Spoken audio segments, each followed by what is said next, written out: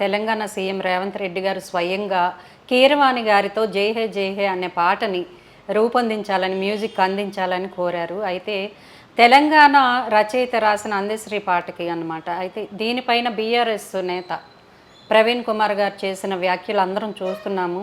ఒక AP music డైరెక్టర్కి ఎట్లా ఇస్తారని చెప్పేసి కళల్ని అవమానపరిచే విధంగా. ఎందుకంటే ఆయన ఒక బాహుబలి, ఒక త్రిపుల్ ఆర్కి మ్యూజిక్ అందించి ఆస్కార్ విన్నర్గా నిలిచిన వ్యక్తిని ఇలా వ్యాఖ్యానించడం ఎంత మేరకు కరెక్ట్ అంటారు? ఆర్ఎస్ ప్రవీణ్ కుమారు సమైక్య ఆంధ్రప్రదేశ్లో గురుకుల పాఠశాలన్నిటికీ కూడా ఒక సంచాలకుడిగా పనిచేశాడు.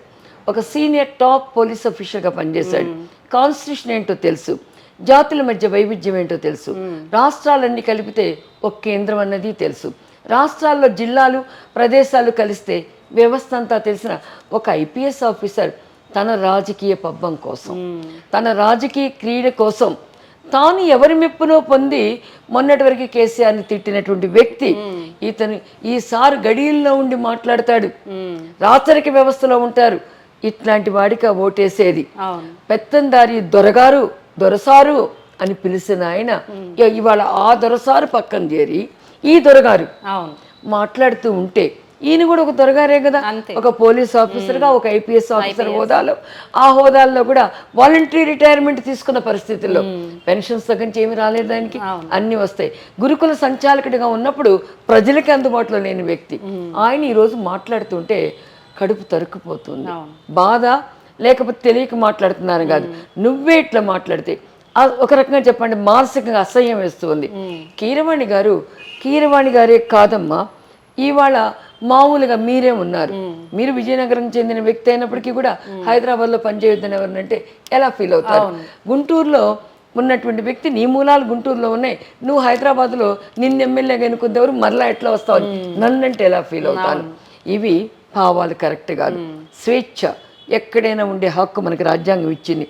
అందులో మన పరాయి స్టేట్లోనే సమైక్య ఆంధ్రప్రదేశ్లో హైదరాబాద్ రాజధానిగా ఉన్నప్పుడు ఇక్కడ ఈ రాజధానిలో బతుకుతూ ఉండి ఇక్కడ చివరికి విడిపోయినప్పుడు ఎక్కడ ఉండాలో తేల్చుకుందాం. అంతేగాని అనాథలం కాదు, లేకపోతే వీళ్ళు ఇష్టం వచ్చేట్టు మాట్లాడితే పడటానికి సిద్ధంగా కూడా లేము. ఈరోజు నిజం చెప్పాలంటే ఏం మాట్లాడుతున్నాడు ఆర్ఎస్ ప్రవీణ్? ఎవరిని ప్లీజ్ చేయడానికి మాట్లాడుతున్నాడు? ఆయనకి తెలియటం లేదా? ఆయన సారు కేసీఆర్ గారే అందశ్రీ గారి పాట రాయించి దాని స్వరకల్పన ఎవరితో చేయించారు? రామకృష్ణతో. రామకృష్ణ ఎవరు? సుశీల అక్క కొడుకు. ఎక్కడివాడు రామకృష్ణ? విజయనగరం చెందినవాడు రామకృష్ణ. ఆ రోజు విజయనగరం చెందినటువంటి రామకృష్ణ చేత స్వరకల్పన చేసి ఉద్యమానికి ఉర్రూతులోగించి ప్రజలని ఎంతో పరిగెత్తించినటువంటి జై జై హే పాటని ఆ రోజు నువ్వు అబ్జెక్ట్ చేయలేదే. ఆ రోజు స్వరకల్పనలో ఆ పాట గాత్రాన్ని అందించిన వ్యక్తిని నువ్వేం మాట్లాడలేదే.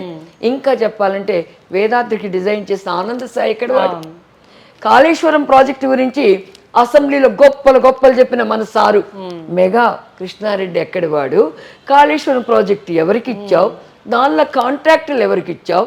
ఈ రోజున ఎటు చూసినా నువ్వెక్కడి వాడివి? నువ్వు వచ్చింది ఎక్కడి నుంచి? ప్రవీణ్ కుమారు, నీ సారు ఎక్కడి నుంచి వచ్చాడు? నీ సారు మూలాలు ఎక్కడి? నీ సారు మూలాలు కూడా విజయనగర మూలాలే. మూలాలు ఎక్కడైతే ఎక్కడ కర్మభూమిగా ఎంచుకుంటామో అక్కడ ఉంటాం. ఇక కీరవాణి గారి గురించి ఇతనికి తెలియదు. కీరవాణి గారు గోదావరి జిల్లాలకు చెందినవాడని చెప్పి పిచ్చికోతలకు వస్తున్నాడు. ఆయన ఒక ప్రముఖ వ్యవసాయదారుడిగా కర్ణాటకలో బతికిన వ్యక్తి, కర్ణాటకలో పుట్టిన వ్యక్తి కూడా. కర్ణాటకలో పుట్టి తెలుగు భాషా సౌరభాన్ని, తెలుగు గాత్ర మాధుర్యాన్ని, తెలుగు సాహిత్యానికి వన్నీ తెస్తున్నటువంటి ఆ కుటుంబంలో ఒక కీరవాణి గారు, ఒక దత్త గారు కానివ్వండి, లేకపోతే రాజమౌళి తండ్రి గారు ఎంపీ గారు కానివ్వండి, రాజమౌళి గారు కానివ్వండి, లేకపోతే శ్రీలేఖ కానివ్వండి, వారిలో ఉన్నటువంటి ఆధ్యాత్మికత, వాళ్ళల్లో ఉన్నటువంటి సంగీతం మీద ఉన్న పట్టు, వారిలో ఉన్నటువంటి కథని రాసే శిల్పకళ, డైరెక్షన్, ఇవన్నీ అన్ని రంగాలలో సాహిత్యంలో ఉన్న ఎన్ని శాఖలు ఉన్నాయో వాళ్ళని చేస్తా ఉన్నారు. వాళ్ళని గురించి విమర్శించే హక్కు నీకెక్కడిది? ఇంకోటి ఆయనకు తెలియదేమో, తెలంగాణ వాళ్ళ భాష ఏంటి, ఆంధ్ర వాళ్ళ భాష ఏంటి, కర్ణాటకలో ఉన్నటువంటి ఒక ప్రాంతం యొక్క భాష ఏంటి, ఈరోజు వర్షాలో ఒక ప్రాంతంలో ఉన్నటువంటి భాష ఏంటి? తెలుగు కాదా? తమిళనాడులో ఉన్నటువంటి కోయంబత్తూరులో ఉన్నటువంటి మదర్ టంగ్ మెయిన్ ఏంటి? మరి దేశ భాషలందు తెలుగు లెస్స, ఇటాలియన్ ఆఫ్ ద ఈస్ట్గా పొగిడిపడ్డటువంటి ఈ తెలుగుని అవమానం చేయటానికి ఎన్ని గుండెలు ఉండాలి ప్రవీణ్ కుమార్ గారికి.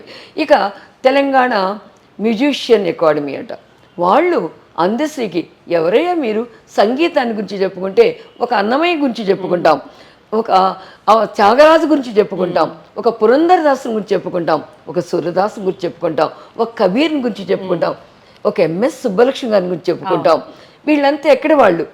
కొంతమంది తమిళనాడు నుంచి వచ్చిన వాళ్ళు, కొంతమంది కేరళ నుంచి వచ్చిన వాళ్ళు, కొంతమంది యూపీ నుంచి వచ్చిన వాళ్ళు.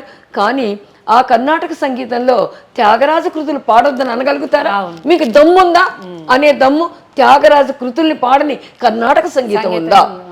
ఆ సంగీతానికి భాష ఉందా? ఒక బాణిని చూసుకుంటాం, ఆ బాణిని, ఆ లయని, ఆ సంగీతంలో తాళాన్ని చూసుకుంటాం తప్పితే ఎంత పిచ్చివాళ్ళు. వీటిని కూడా రాజకీయం వీళ్ళు చేస్తూ పోతే ప్రజలు రాళ్లతో వీళ్ళని కొట్టే పరిస్థితి వస్తుంది. ఈరోజు వేదాద్రిని నిర్మించుకుంటాం, చిన్నజీయర్ స్వామి దగ్గరికి వెళ్తాం. చిన్నజీయర్ స్వామి తెనాలిలో ఉన్నటువంటి ఆశ్రమం నుంచి వచ్చిన వాడు కదా, సీతానగరం ఆశ్రమం నుంచి వచ్చిన వాడు కదా. జిఆర్ స్వామికి మీరు ఆపాదిస్తారా? ఈరోజు సమతామూర్తిగా రామానుజుని పెట్టుకున్నాం. రామానుజుని తమిళియన్ గారు నువ్వు చూస్తావా? ఏం మీకు పొయ్యే కాలం వచ్చిందంట. నేనైతే మీ బుద్ధులు పెడదోవన పడుతున్నాయి అంట. రాజకీయం కావాలని, ప్రజల్ని రెచ్చగొట్టాలని చెప్పి ఇంకా ఇంకా ప్రాంతాల మధ్య విభేదాలు చూస్తే రాళ్లతో మిమ్మల్ని కొట్టాలి, మిమ్మల్ని తరిమి తరిమి కొట్టాలి. తరిమి తరిమి కొట్టి రాళ్లతో కొట్టిన రోజున బుద్ధి వస్తుంది. నేను సెటిలర్ ఫోరం కన్వీనర్ని. నేను ప్రాంతం లేదు, మతం లేదు, ఏది లేదు, నీ ఇష్టం వచ్చి చూడనప్పుడు ఆ ప్రాంతాన్ని నువ్వు అన్ని తీసుకురా, ఆ ప్రాంతాన్ని అభివృద్ధి తీసుకురా. రవివర్మ ప్రముఖ చిత్రకారుడే. రవివర్మ యొక్క బొమ్మను ఇంట్లో వేసుకోవడానికి పోతావా? కుజారాహ శిల్పాన్ని నువ్వు తీసుకురావా? అజంతా ఎల్లోరాల్ని నువ్వు ప్రేట్ చేయలేవు. ఏం బుద్ధిరా నాయనా నీకు? చదువుకున్నాడువేనా? చదువుకున్న వాడికన్నా కూడా ఏదో ముతక సామెత ఉంది. అట్లా చూపిస్తున్నావు ప్రవీణ్ కుమార్. నీ ఆటలు, నీ మాటలు బాణి చెప్పినంత మాత్రాన, తెలంగాణ యాసన పలికిచ్చినంత మాత్రాన ఇది కరెక్ట్ విధానం కాదు. నీకు బుద్ధి వచ్చే తరుణం వస్తుంది. Okay ma'am.